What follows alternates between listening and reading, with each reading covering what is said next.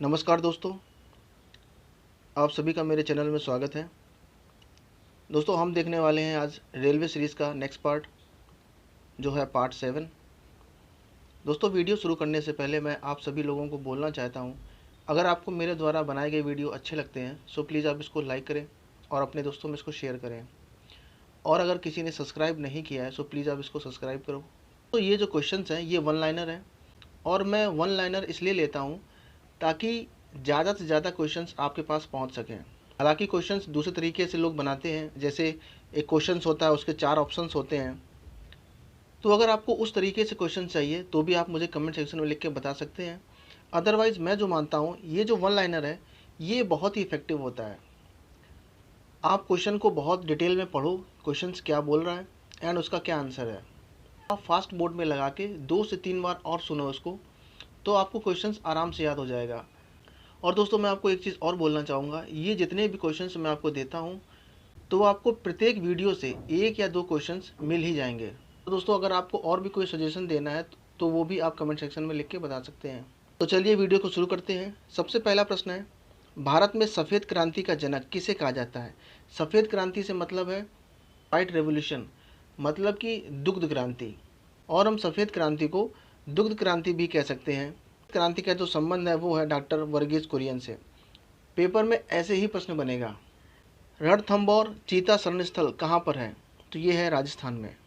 भारत में कौन सा राज्य सबसे अधिक राज्यों की सीमाओं का स्पर्श करता है? ये है उत्तर प्रदेश और आसाम। यहाँ पर आप ध्यान से देखोगे तो यहाँ पर राज्यों की बात हो रही है।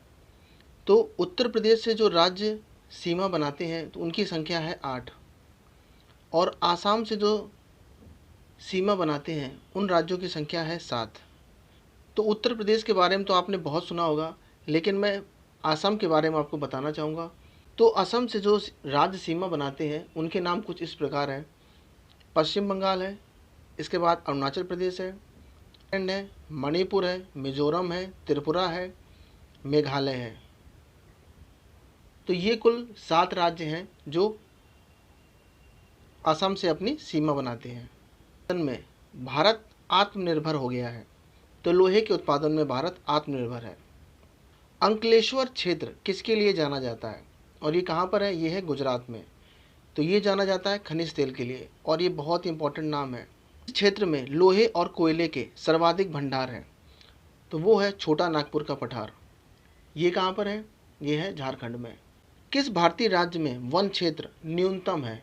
और ये पेपर में बहुत बार प्रश्न बना है। तो आपको जान लेना है कि जो वन क्षेत्र है वो सबसे जो न्यूनतम है वो है हरियाणा में। अपने उद्गम स्थल में गंगा किस नाम से जानी जाती है? तो गंगा कहते हैं अलकनंदा नदी। निम्नलिखित में से कौन सी परियोजना राउरकेला स्टील प्लांट को विद्युत प्रदान करती है, बिजली प्रदान करती है? तो वो है हीराकुंड बांध परियोजना। पीर पंचाल सेड़ी कहाँ पर स्थित है? तो वो है जम्मू एंड कश्मीर में। दाफला एंड सिंहपो जनजातियाँ किस प्रदेश में पाई जाती हैं? तो वो है अरुणाचल प्रदेश में। राजघाट बांध किस नदी पर स्थित है? तो वो है बेतवा नदी पर। इसको आप इंपॉर्टेंट लगा लो। बैरन द्वीप कहाँ पर स्थित है? तो ये है अंडमान निकोबार द्वीप समूह में, और ये बहुत इंपॉर्टेंट है। गंगा नदी को बांग्लादेश में किस नाम से जाना जाता है? और इसको भी आप इंपॉर्टेंट लगा लोगे। तो गंगा नदी को बांग्लादेश में कहते हैं पद्मा, और ब्रह्मपुत्र नदी को बांग्लादेश में कहते हैं जमुना। और जब इन दोनों की संयुक्त धारा मिल जाती है बांग्लादेश में, तब इस नदी को कहते हैं मेघना। राजस्थान का अधिकतम भाग किस प्रकार का है? तो वो है पर्वतीय। एलिफेंटा दर्रा किस देश में स्थित है? तो ये है श्रीलंका में, और इसको आप लगाएंगे इंपॉर्टेंट। भारत में सबसे लंबा रेलवे जोन कौन सा है? तो वो है उत्तरी रेलवे। विश्व की सबसे बड़ी तेल शोधनशाला कौन सी है? तो वो है न्यू मैक्सिको। कहाँ पर होगी? न्यू मैक्सिको में। इसको आप इंपॉर्टेंट लगाओगे। टिहरी बांध को किस नदी से जल प्राप्त होता है? तो वो नदी का नाम है भागीरथी नदी। और टिहरी बांध कहाँ पर है? उत्तराखंड में। बहुचर्चित सरदार सरोवर परियोजना निम्नलिखित में से किस राज्य में है? तो वो राज्य है गुजरात। और वो नदी कौन सी है? तो नदी का नाम है नर्मदा नदी। भारत के पश्चिमी घाट पर्वतीय क्षेत्र में निम्न में से किस प्रकार की वनस्पति पाई जाती है? तो वो है सदाबहार वनस्पति। साबरमती नदी किस शहर के किनारे बहती है? और इसको आप लगाएंगे इम्पोर्टेंट, तो वो शहर का नाम है अहमदाबाद।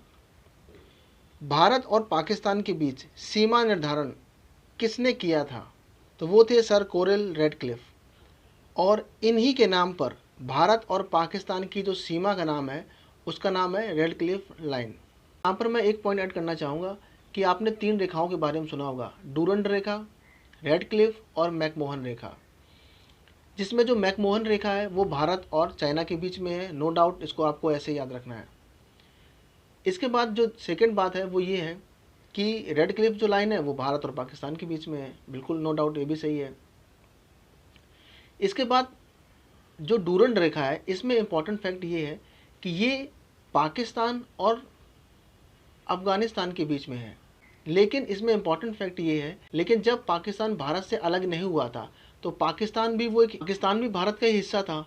तो वो जो डूरंड रेखा थी पहले, वो भारत और अफगानिस्तान के बीच में थी। लेकिन पाकिस्तान जब अलग हो गया तो अब वो जो डूरंड रेखा है वो पाकिस्तान और अफगानिस्तान के बीच में है, क्योंकि पेपर में ऐसे ऑप्शन आता है कि डूरंड रेखा किसके बीच में है, पाकिस्तान अफगानिस्तान, भारत और अफगानिस्तान। तो लोग कंफ्यूज हो जाते हैं कि भारत अफगानिस्तान के बीच में है कि पाकिस्तान और अफगानिस्तान के बीच में है। तो आपको याद रखना है कि वो पाकिस्तान और अफगानिस्तान के बीच में है। भारत का पूर्वी समुद्र तट किस नाम से जाना जाता है? तो इसे कहते हैं कोरोमंडल तट। और इसी कोरोमंडल तट पे जो हमारा लौटता हुआ मानसून होता है ना, वो पानी कोरोमंडल पे ही बरसाता है। और इसी कारण आपने देखा होगा कि सर्दियों के दिनों में भी तमिलनाडु जैसे प्रदेशों में बाढ़ जैसी समस्या क्रिएट हो जाती है। अब ये इंपॉर्टेंट है, किसे पूर्व का मोती के नाम से जाना जाता है? तो वो है श्रीलंका। विश्व का सबसे बड़ा उद्योग कौन सा है? तो वो है लौह इस्पात उद्योग। और इस पे जो पहले नंबर पे देश है वो कौन सा है? तो वो है चाइना, सेकंड नंबर पे है भारत, थर्ड नंबर पे है जापान। किस देश ने सर्वप्रथम कागज बनाना प्रारंभ किया था? तो वो देश था चीन। और ये इंपॉर्टेंट फैक्ट है, इसको आप याद रखना। विश्व का सबसे लंबा रेल मार्ग कौन सा है? तो वो है ट्रांस साइबेरियन रेल मार्ग। और ये कहाँ पर है? तो ये है रूस में। अब इसमें आप एक इम्पॉर्टेंट फैक्ट याद रखना कि जो ये रेल मार्ग है ये कहाँ से कहाँ तक है? तो ये कुछ इस प्रकार है। तो ये है रूस का पूर्वी इलाका और ये है पश्चिमी इलाका। तो जो पूर्वी इलाका है यहाँ पर जो शहर है उसका नाम है व्लादिवोस्तोक। और ये जो पश्चिमी इलाका है यहाँ पर जो शहर का नाम है वो है लेनिनग्राद। साइबेरियन रेल मार्ग है। तो ये जो ट्रांस साइबेरियन रेल मार्ग है ये किसको जोड़ता है? तो ये जोड़ता है लेनिनग्राद को व्लादिवोस्तोक से। भारत का सर्वोच्च पर्वत शिखर कौन सा है? तो वो है गॉडविन ऑस्टिन। कहाँ पर है ये है जम्मू एंड कश्मीर में। जो हमारा पाक अधिकृत कश्मीर है ये उसमें आता है गॉडविन ऑस्टिन। भूकंपीय तरंगों का मापन निम्नलिखित में से किस यंत्र द्वारा किया जाता है? तो यंत्र का नाम है सिस्मोग्राफ। किस प्रकार के ज्वालामुखी की आकृति गोभी के फूल जैसी होती है? तो वो है स्ट्राम्बोली। मानव जाति के लिए निम्न में से कौन सा वृक्ष सर्वाधिक उपयोगी है? तो वो है नारियल का।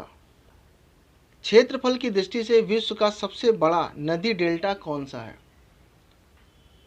तो वो है सुंदरवन का डेल्टा, जो गंगा और ब्रह्मपुत्र की नदियाँ आपस में मिलकर बनाती हैं। और इसको आप जितनी बार इम्पोर्टेंट लगाना चाहें लगा सकते हैं। अगला जो प्रश्न है ये भी बहुत इंपॉर्टेंट है। किस देश को 1000 झीलों की भूमि कहा जाता है या झीलों का देश कहा जाता है? तो वो है फिनलैंड। संसार का सबसे बड़ा मरुस्थल कौन सा है? तो संसार का सबसे बड़ा जो मरुस्थल है वो है सहारा मरुस्थल। और इसको भी आप जितनी बार इंपॉर्टेंट लगाना चाहें लगा सकते हैं। ये तीनों ही प्रश्न इंपॉर्टेंट हैं। जी सबसे लंबी नदी है, सही आंसर होगा वो अमेजॉन भी हो सकती है और नील नदी भी हो सकती है। लेकिन अगर आपको नील नदी ऑप्शन में मिलती है तो नील नदी करेक्ट आंसर होगी। विश्व की सबसे लंबी नदी है नील नदी। और अमेजॉन भी उतनी ही लंबी है। लेकिन अगर आपसे पूछे कि आयतन की दृष्टि से सबसे बड़ी नदी कौन सी है, तो वो है अमेजॉन नदी। अमेजॉन कहाँ पर है? ये है साउथ अमेरिका में। और नील नदी कहाँ पर है? ये है अफ्रीका में। दोस्तों, मैंने नदियों से संबंधित वीडियो बनाए हैं, अगर आपने नहीं देखे तो प्लीज़ आप उसको देख सकते हो। सर्वप्रथम कपास का संकर बीज किस देश ने तैयार किया था? तो वो देश था भारत। भारतीय लाह शोध संस्थान कहाँ पर स्थित है? तो ये है रांची में। और इसको आप इम्पोर्टेंट लगा लोगे, ये इम्पोर्टेंट प्रश्न है। पुरानी जलोढ़ मिट्टी किस नाम से जानी जाती है? तो उसे कहते हैं बांगर। और नई जलोढ़ मिट्टी किस नाम से जानी जाती है? तो उसे कहते हैं खादर। और यही प्रश्न कई बार बना है कि बांगर किसे कहते हैं, खादर किसे कहते हैं। या इस तरीके से प्रश्न बना है कि नदियों द्वारा लाई गई नई मिट्टी को क्या कहते हैं, नदियों द्वारा लाई गई पुरानी मिट्टी को क्या कहते हैं। भारत का सबसे बड़ा रबड़ उत्पादक राज्य कौन सा है? तो वो है केरल। और रबड़ से संबंधित जो भी फैक्ट हो, अगर आपको कहीं भी मिले आप याद कर लो। सबसे बड़ा उत्पादक देश कौन सा है विश्व में? भारत में सबसे ज़्यादा आयात कौन करता है विश्व के स्तर पे, है ना। तो रबड़ से संबंधित जो भी फैक्ट आपको मिलते हैं सब याद कर डालो, क्योंकि कुछ इंपॉर्टेंट चीज़ें होती हैं जैसे रबड़ हो गया, चाय हो गया, कहवा हो गया, चीनी हो गया। ये कुछ फैक्ट हैं जो इम्पॉर्टेंट हैं, यहाँ से पेपर में प्रश्न बन ही जाते हैं अक्सर। गेहूँ बोने का सबसे उपयुक्त मौसम कौन सा है? वो है अक्टूबर से नवंबर। देखो, गेहूँ से संबंधित एक फैक्ट आप याद रखो कि गेहूँ को पकने के लिए एक अच्छे ठंडे मौसम की आवश्यकता होती है। तो ठंडा मौसम कब होगा? वो होगा नवंबर, दिसंबर, जनवरी, फरवरी में। सर्दी इसी टाइम तो पड़ती है। तो अक्टूबर नवंबर में उसको आप बोओगे। इससे याद रखो कि कब सर्दी होती है। और एक चीज़ और याद कर लो कि सर्दियों के टाइम में जो फसल बोई जाती है तो उसे कहेंगे रबी की फसल। क्यों? क्योंकि गेहूँ जो है वो एक रबी की फसल है। उसको आप बहुत ही इंपॉर्टेंट लगा लोगे। पकने पर टमाटर का रंग किसकी उपस्थिति के कारण लाल हो जाता है? तो वो है लाइकोपीन। और ये बहुत इंपॉर्टेंट है। कृषि में हरित क्रांति के जन्मदाता कौन है? तो वो है डॉक्टर नॉर्मन बोरलॉग। अब यहीं पर इसी संबंधित एक फैक्ट और है। बोरलॉग पुरस्कार किस क्षेत्र में महत्वपूर्ण योगदान के लिए वैज्ञानिकों को दिया जाता है? तो वो है कृषि क्षेत्र। किस राज्य को भारत का अन्न भंडार कहा जाता है? तो वो है पंजाब।